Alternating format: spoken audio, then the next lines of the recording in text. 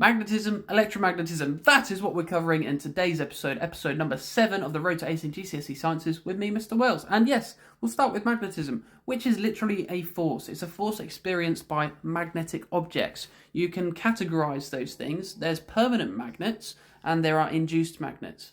Permanent magnets are things like this bar magnet. They produce their own magnetic field and it's always there. It never disappears. Induced magnets, on the other hand, are sort of magnetic materials that will experience a force when they're placed into a magnetic field. Magnetic materials you need to know for your GCSE include iron, nickel and cobalt. So they'll be attracted to magnets. You can never repel a magnetic material though because they don't produce their own magnetic field. Bar magnets are here. You need to know the shape of the magnetic field around a bar magnet. Notice here at the end and this end we call those areas the poles. They are the strongest place where the magnetic field is the strongest, and you can tell that because of how close together the lines are on the magnetic field.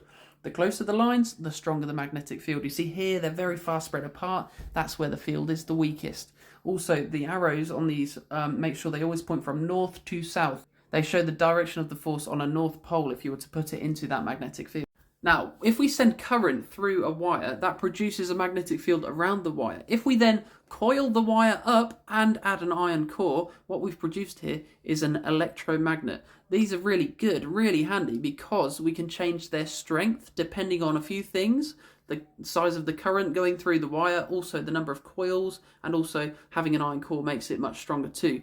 And also they're very good, better than permanent magnets some could argue, because you can turn on or off that magnetic field, which makes them really good for picking up things in, say, scrap yards. When you want to drop something again, you just switch off the current, it turns off the magnetic field. That's all for now. Let me know in the comments what we should do for episode 8 tomorrow. I'll see you then.